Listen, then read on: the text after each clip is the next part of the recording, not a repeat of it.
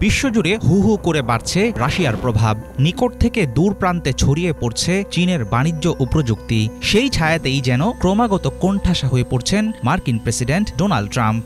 একসময়ের সবচেয়ে শক্তিশালী মোড়ল যুক্তরাষ্ট্র এখন আর আগের মতো ভয় জাগাতে পারছে না। আন্তর্জাতিক অঙ্গনে হারানো আধিপত্য ফিরে পেতে ট্রাম্প ভরসা করছেন সামরিক শক্তির উপর। সাম্প্রতিক সময়ে মধ্যপ্রাচ্য ও লাতিন আমেরিকায় যুক্তরাষ্ট্রের সেনা ও উপকূলীয় সাগরে মার্কিন যুদ্ধজাহাজ বহরের উপস্থিতি আগের চেয়ে বৃদ্ধি পেয়েছে। ওয়াশিংটনের নির্দেশে মিলিটারি কার্যক্রমের বিস্তার একাধারে তৈরি করছে নতুন ধরনের আতঙ্ক। কিন্তু কেন এমন মরিয়া হয়ে উঠেছে যুক্তরাষ্ট্র? মধ্যপ্রাচ্যে যুক্তরাষ্ট্রের সামরিক তৎপরতার অনেক বড় একটি অংশ ইরানকে কেন্দ্র করে। ইয়েমেনের বিদ্রোহীদের বিরুদ্ধে একের পর এক বিমান হামলা, পারস্য উপসাগরে মার্কিন নৌবাহিনীর টহল আর সিরিয়া ইরাক সীমান্তে নতুন নতুন ঘাঁটি স্থাপন সবই চলছে ট্রাম্পের নির্দেশে। ওয়াশিংটন বলছে তেহরানের সন্ত্রাসী নেটওয়ার্ক নিয়ন্ত্রণ করতে না পারলে অনিরাপদ হয়ে পড়বে গোটা অঞ্চল। কিন্তু বিশ্লেষকদের ধারণা, এর মধ্য দিয়ে আঞ্চলিক শক্তির ভারসাম্য আমেরিকা ও তার মিত্রদের পক্ষেই রাখতে চান ট্রাম্প। সৌদি আরব, ইসরায়েল, সংযুক্ত আরব আমিরাত সহ মধ্যপ্রাচ্যের মিত্রদেরকে ওয়াশিংটন দেখাতে চায় যুক্তরাষ্ট্র এখনও অঞ্চলটির একমাত্র অভিভাবক।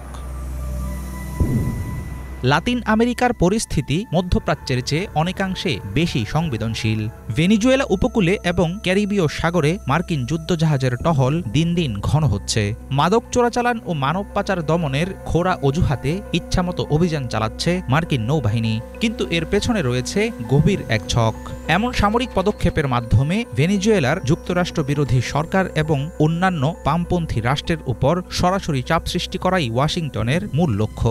ট্রাম্প বিভিন্ন সময়ে প্রকাশ্যে বলেছেন, লাতিন অঞ্চলকে তিনি চীন ও রাশিয়ার অনুপ্রবেশ থেকে মুক্ত রাখতে চান। কূটনৈতিক বিশ্লেষকদের দাবি, এসব সামরিক অভিযান আসলে যুক্তরাষ্ট্রের জন্য নতুন অস্ত্রবাজার তৈরির পথ খুলে দিচ্ছে। কূটনীতির পরিবর্তে ওয়াশিংটনের অস্ত্রনির্ভর পদক্ষেপ সব দিক থেকেই অত্যন্ত ঝুঁকিপূর্ণ। মধ্যপ্রাচ্যে ইরান এর মধ্যে যুক্তরাষ্ট্রকে নিয়মিত সরাসরি হুমকি দিয়ে আসছে। লেবানন ও ইয়েমেনের প্রক্সি গোষ্ঠীগুলোর মাধ্যমে তেহরান বড় কোনো প্রতিশোধ নিতে পারে। একেবারেই উড়িয়ে দেয়া যাচ্ছে না সেই আশঙ্কা।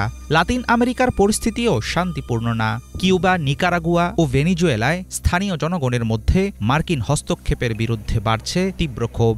ফলে ট্রাম্পের আক্রমণাত্মক নীতি সাময়িকভাবে যুক্তরাষ্ট্রকে শক্তিশালী দেখাচ্ছে ঠিকই, কিন্তু এর কারণে একই সাথে তৈরি হচ্ছে দীর্ঘমেয়াদী সংঘাতের ভয়।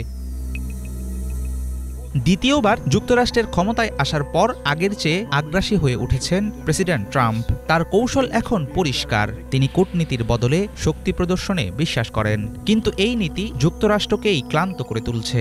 বিশাল সামরিক ব্যয়, আন্তর্জাতিক অবিশ্বাস এবং বিশ্ব রাজনীতিতে প্রতিদ্বন্দ্বীদের ক্রমবর্ধমান প্রভাব সব মিলিয়ে আগের অভিজাত ভাবমূর্তি টিকিয়ে রাখতে পারছে না আমেরিকা।